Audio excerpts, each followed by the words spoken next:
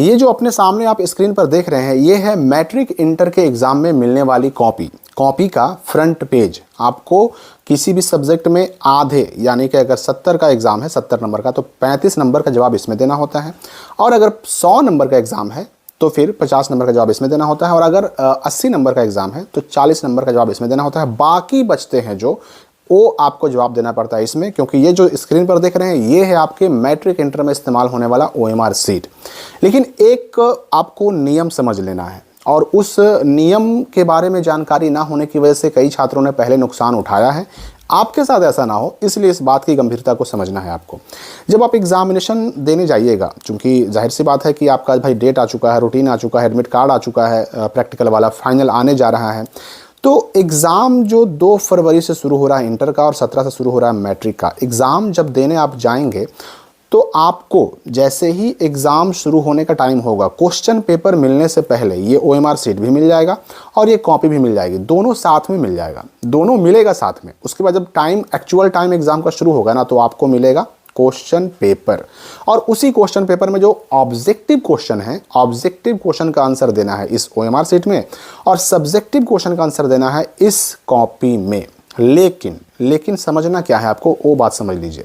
मैं पहले बता दूं आपको कि आगे अभी हम कॉपी कैसे लिखें, कॉपी लिखने का जो बेहतरीन तरीका होता है वो क्या होता है, ताकि उसको फॉलो करके हम कॉपी को अच्छे ढंग से लिख सकें, मैक्सिमम मार्क्स हम ले सकें। इसके लिए वीडियो बहुत जल्द आ रहा है, उसके लिए बिल्कुल आप परेशान ना हो। तो कॉपी और OMR सीट दोनों मिल जाता है आपको साथ में, और क्वेश्चन पेपर जब मिल जाता है तो उसके बाद आपको आंसर देने की शुरुआत करनी होती है। लेकिन मैं आपको एक बात बता दूं कि कभी भी आप आंसर देने की शुरुआत कीजिए तो OMR सीट से कीजिए।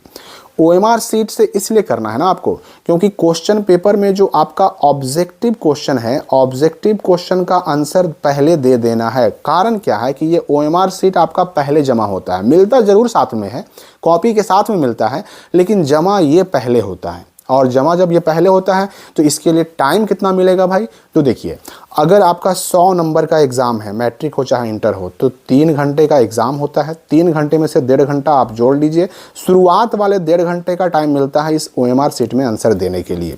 और अगर मैट्रिक की बात करें तो मैट्रिक में जिस सब्जेक्ट में प्रैक्टिकल होता है, सोशल साइंस और साइंस, उसमें एग्ज़ाम होता है 2.5 घंटे का, 2 घंटे 30 मिनट का। उसमें 1 घंटा 15 मिनट आपको, शुरुआत वाला 1 घंटा 15 मिनट वो मिलेगा OMR सीट के लिए। तो शुरुआत वाला जो टाइम है ना, उसी में आपको ये OMR सीट में आंसर दे देना है। और अगर हम इंटर की बात करें तो इंटर का जो प्रैक्टिकल वाला सब्जेक्ट है उसका एग्ज़ाम 70 नंबर का ही होता है, फिर भी उसमें 3 घंटे का टाइम मिलता है।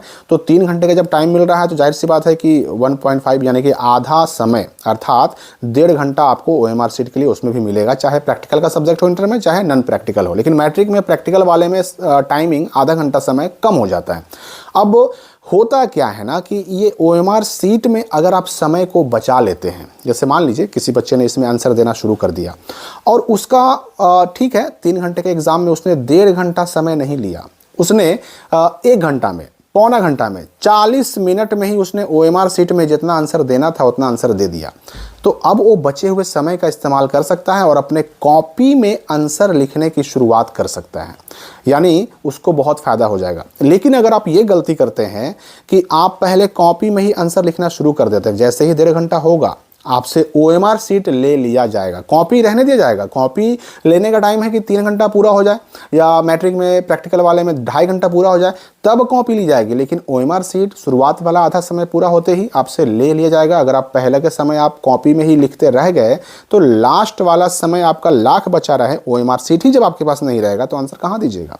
तो मैं आपको बता दूं कि भाई OMR सीट में 50% मार्क्स का मामला होता है। अगर इंटर के प्रैक्टिकल वाले सब्जेक्ट की बात करें तो उसमें 70 नंबर का एग्ज़ाम होता है, 70 ऑब्जेक्टिव क्वेश्चन आते हैं, जिसमें 35 का जवाब आपको देना होता है इस OMR सीट में।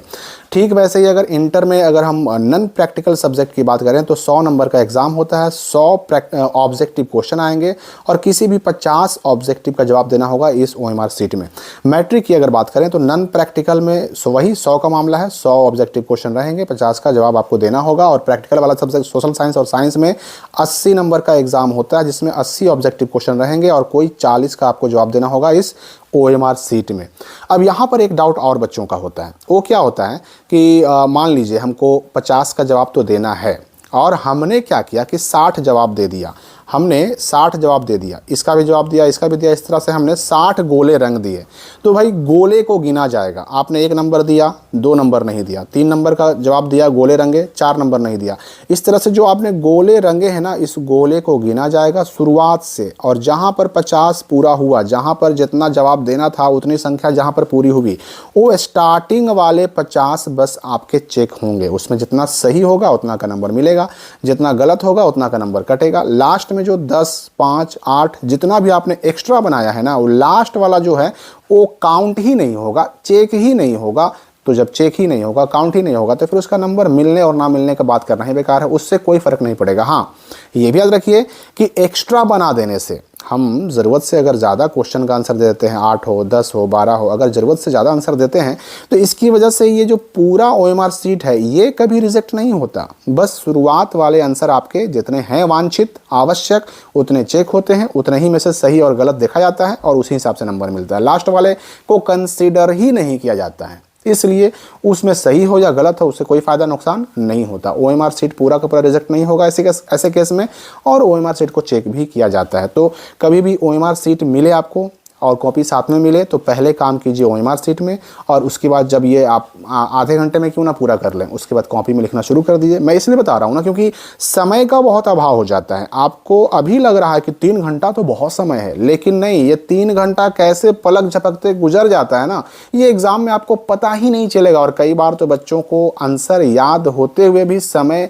का जो टाइम टेकिंग का जो प्रैक्टिस है वो ना होने की वजह से क्वेश्चन का आंसर याद होते हुए भी उनका आंसर छूट जाता है, और ऐसे बच्चे बहुत अफसोस करते हैं बाद में। इसलिए आपको समय बचाना है OMR सीट में। और समय कैसे बचेगा, तो उसके लिए ये गोलक है ना, इसको गोल गोल करने का प्रैक्टिस आप पहले से थोड़ा सा करके रखिए, ताकि आपको ऐन वक्त पर गोल करने में मुश्किल ना हो, वरना यहाँ टाइम लग जाएगा तो इस कॉपी के लिए टाइम कम बचेगा। अभी ये इस कॉपी में क्या क्या भरना होता है, किन चीज़ों की वजह से रिजल्ट पेंडिंग में जाता है, या OMR सीट को कैसे हम भरते हैं, इसमें क्या क्या चीज़ें नहीं भरने से या गलत भरने से रिजल्ट हमारा पेंडिंग में जाता है, वो सारी चीज़ों का वीडियो अभी आ रहा है। अटेंडेंस सीट का भी वीडियो आ रहा है। सारी चीज़ों पर बारी बारी से वीडियो आएंगे, उसके लिए बिल्कुल टेंशन फ्री रहना है। हम मिलेंगे अगली वीडियो में नए अपडेट के साथ।